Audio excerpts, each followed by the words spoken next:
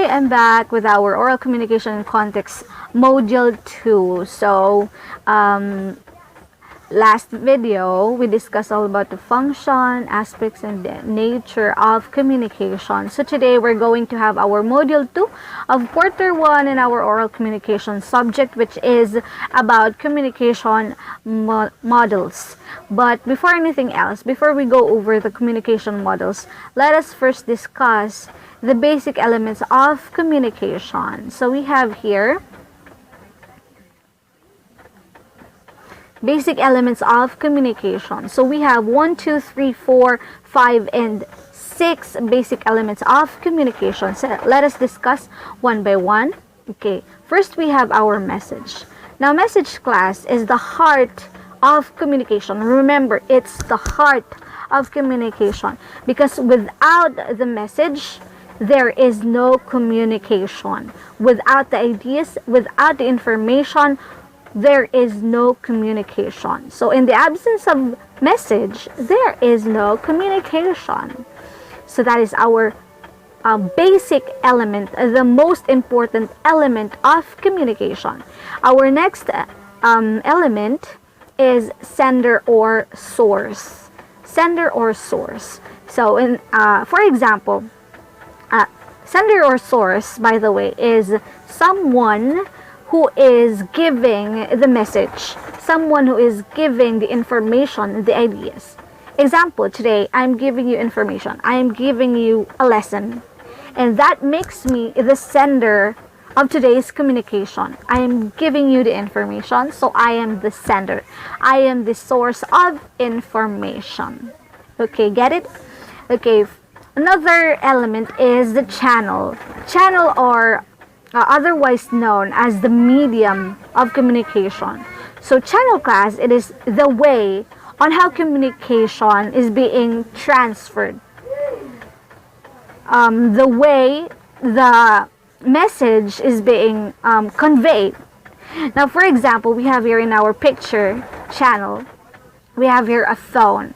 It's because cell phone is also a medium for communication through text messages. So through phone, you can send message to your loved ones. You can send message to anyone you know in your contact. And another example also is the Facebook chat. So the Facebook chat or the social media chat is also a channel or a medium for communication. It's because it's a way of communicating to others far away from you. So that is also a channel. Another example is today in our video, in my video, I am using this video as a channel for instruction, as a channel for giving information. So that makes this video a channel for communication, and I am the sender. Okay, very good. Now, our fourth element is the barrier, or also known as noise. So this element is somehow, this interrupts the communication process. From the word itself, barrier, it blocks the communication. So for example, the honking of cars, for example, no? The honking of cars can interrupt communication. For example, magkausap tayo. Tapos may biglang dumaan na sasakyan na napakaingay. Ang ingay na sasakyan, yun ang barrier of communication. That is a barrier of communication or the noise because it interrupts the communication. What will happen is that I will say, what did you say? What did you say? Repeat it again. Can pardon? Like that. So it is a barrier of communication. Another is my example last video. The unreadable penmanship could be also a barrier of communication. That misleads to another information. That could make the misinterpretation or miscommunication the barrier. Okay, our fifth element is the receiver. So as you can see here, receiver my icon here is two people, two persons, because the receiver, guys, is also considered to be the audience, the listener. Again, remember, receiver is the audience or the listener. Okay, for this video, my receiver for my information is you, my students. You are the receiver of this information because I am the sender and I'm giving you this information. Thus, you are the receiver or the listener for this information. Okay, our last basic element is the feedback. Feedbacking is about giving response. Can you please take note? Response. So, whatever reaction you have here, you can send it to me. Question or any comment, suggestion, that is now your feedback. For example, in this video, you see that I am pretty. You can say, ma'am, you're pretty. And that is your feedback. That is your comment on this information. But of course, you should give feedback regarding on what I am giving you the information. Regarding on what ideas you have in mind while I'm giving you this information. Okay, so that is our 6 basic elements of communication. However, class, there is another 2 elements that added in our communication process. This is the encoding and decoding. Okay, I have simple icons here. So you see encoding and decoding for you to easily understand what I am saying. Encoding class is about writing, about encoding. Not literally writing, but your ideas should be put in symbols, in signs, encoded in something that readable. For example, I have here in my mind, I'm going to send you this video. So I will encode this on my phone. I'm going to say, class, I have videos or video to send to you for you to understand my lesson.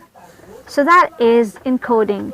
The process of texting you, the process of chatting you is encoding, meaning what I have in my mind is put into words, is put into a message. The process of texting is encoding. Okay, our second added element is decoding. So once you receive my text, once you receive my chat, you're going to interpret it. Now, decoding class is about interpreting what is being written.